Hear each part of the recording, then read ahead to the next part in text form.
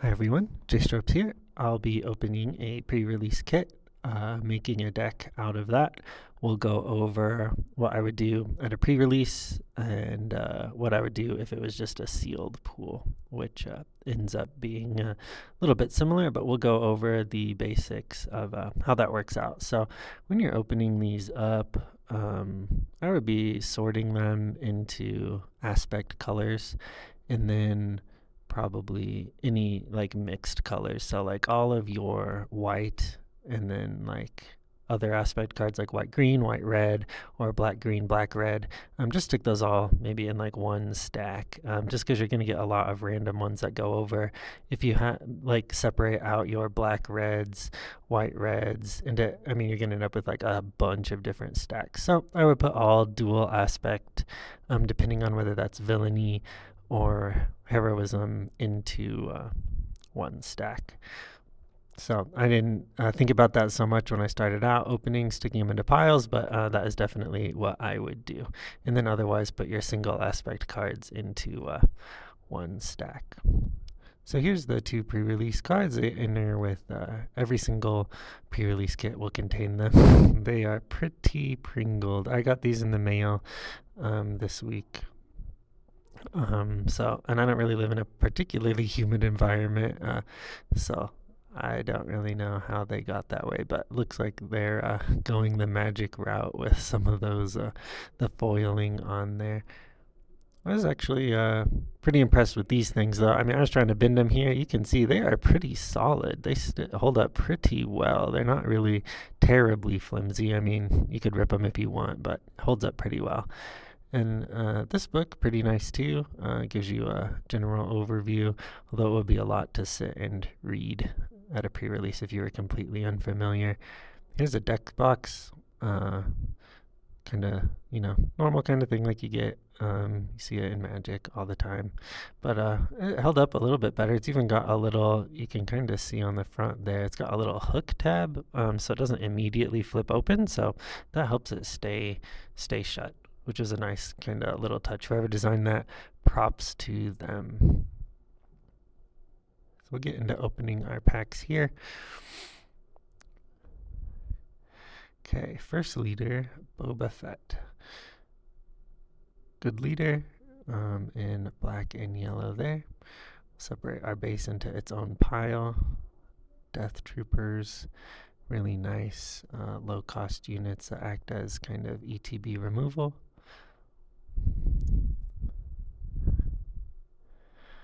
Getting into our uncommons here with one overwhelming barrage, really kind of a mythic level uncommon there. And we got a foil Vanquish, which is definitely a playable removal. We're gonna like sort them out. Kind of tell I was like figuring out how to rearrange them as I was putting them out. So, like I said, I do come to the conclusion that you just put all villainy aspect, dual color cards, and heroic aspect, dual color cards into the same pile. So, I think I rearranged that a little bit later because here I'm like, well, whoa, how many piles am I going to make? So, yeah, here's where I make the transition. Because I was like, that is not going to work. We'll end up with way too many. For a cause I believe in was our rare in that pack, which good finisher in constructed and definitely playable if you're in red white, but not like a bomb per se that would really take us in that direction. Sabine Wren, really not that impressed with her in sealed or probably like in pre-release. You really need to open up like 17 playable ground units and basically have a constructed deck. That Green Squadron A-Wing would be definitely playable in there, but you really need a really specific kind of a deck to really be able to use her very well. Most of the time, Andor would be better, especially if you've got higher drop units. So Force Choke, we got Open Fire earlier on in the pack, really hitting removal, which is what you want to see. You want to be able to have answers to your opponent's cards. And here I paused because that is a Hyperspace foil Emperor Palpatine. So Hyperspace foils of rare or legendaries are 1 in 50 packs, so pretty rare, pretty hard to pull. There are 76 rares and legendaries in the set, so that makes it about like pulling that specific card, your chances would actually be uh, 1 in about 3,800. So those Hyperspace foils are pretty rare.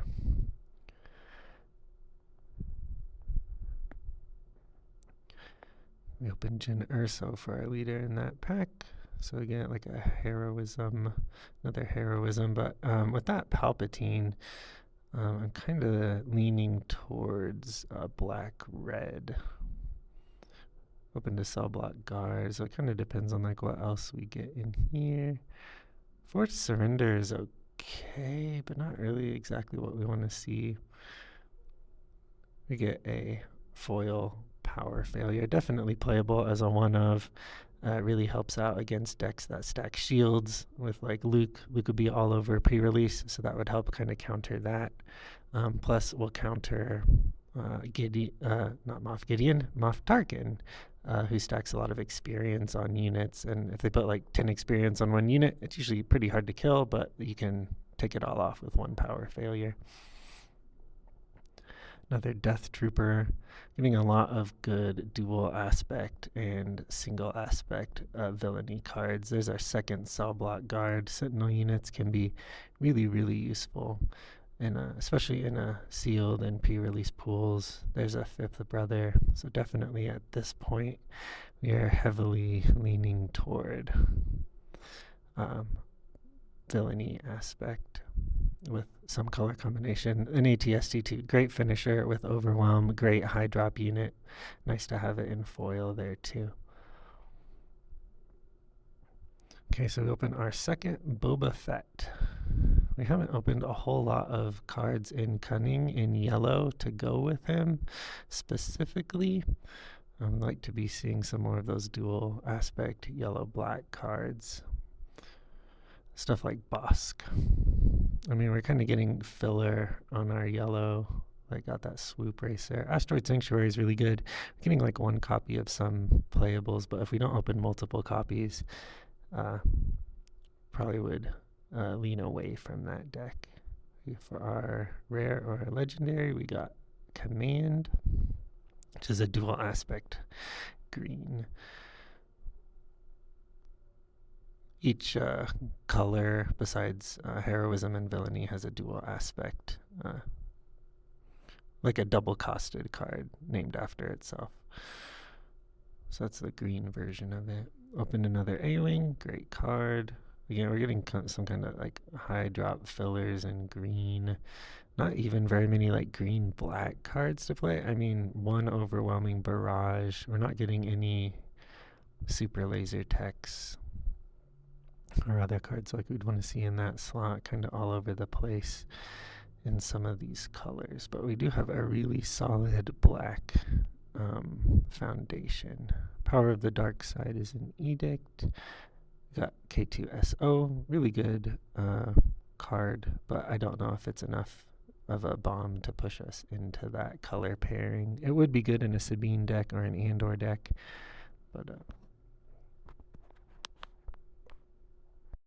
at this point, I'm not thinking we'll go that way based on what we've opened. So we'll move on to the kind of solid core of our deck. I think we would move, based on what we opened, to a red-black solid kind of core with these Cantina Braggarts.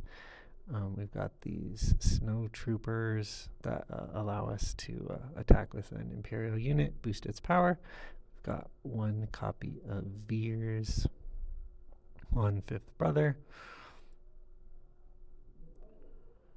and then two cell block guards. Again, really good sentinel units. So I would pick your kind of core part of your deck. I think we got about 17, 18 cards. This is really kind of like the core of the deck. And then we're picking like what color we would combine this with to fill out the rest. We've got stuff across our cost, right? We've got low drop units, we've got middle units, we've got high, curving into eventually Emperor Palpatine to be a great finisher. He deals damage when he comes out, plus he'll overwhelm units. We've even got a pretty good removal suite here. Sometimes it's hard to open that in sealed pools, but we've got Force Choke. We've got 2 open fires. That's 3 removal just there. Palpatine himself is removal. And then we've got some Infiltrator skills to fight any Sentinel units that we might need to. So that is the core of the deck. If this was a pre-release, I would be pairing that with Vader here. So we would do the red-black for the core part of the deck, and then we would be going into blue aspect, because I think that is where the rest of our kind of more solid units are. There's filler here, at least with those wilderness fighters. We would need to run 2 of them, but those system patrol crafts really can tie up the air very well, having 2 of those. And then 2 Death Troopers. This is actually really similar to the Vader Grixis deck that I ran here about 2 months ago when I was doing some play testing. We've opened, 2 copies of a lot of those good blue-black cards. Gideon Hask, not the greatest, but definitely playable. Dooku as our rare. I think you could argue putting in Overwhelming Barrage in that slot would be doable. They would both cost 7 in this deck, in that slot, but just running Dooku to keep it consistent, keep it tight. And then if we run blue, we do get access to 2 more removal. Well, we have that keep fighting, like you saw there, or not keep fighting, but that one that gives -3/-3 and heals your base. So we got 2 of those, plus Vanquish, plus Takedown, plus those Death Troopers, which is a ton of removal. It's a little light on the units, but you'll be able to kind of take care of their units with your cards, no problem, plus heal up your base. So if this was a sealed pool and you did not have access to Vader, I would honestly just run IG-88 as the head of that deck instead. But another option would be to go with Boba Fett here in black-yellow. In that case, I would run in the Overwhelming Barrage. We don't have access to Dooku in that slot, so that would be another 7-drop slot. Definitely room for power failure, and you could make the case for that in the other deck as well. Greedo is a really good low drop, but I think you'll see here this deck would just be a little more inconsistent. We've got about 1 copy of each card that we would want to use, and we could really just use like more, right? Like if we had 2 ISB agents, if we had 2 of these headhunters, we really just end up with like 1 copy of each of them. 1 Cartel Spacer, 1 Bib Fortuna, and we're really missing cards like Bosk here, which I would really like to see. There's also no card draw. Boba Fett does really, the best, I think, when you have card draw, because his ability allows you to ready your resources again to play more stuff, but if you don't have anything to play because you're not drawing any cards, he'll push you ahead. You can push in damage really well, have some pretty explosive turns, but you really want those. There's a 3-cost red card that allows you to draw, and we did not open any of those, and no draw in any other color pairing. So we're playing a fair amount of filler like Swoop Racer if we did end up going with this kind of deck. I would still, if this was a sealed pool and did not have access to Vader, just go with IG-88.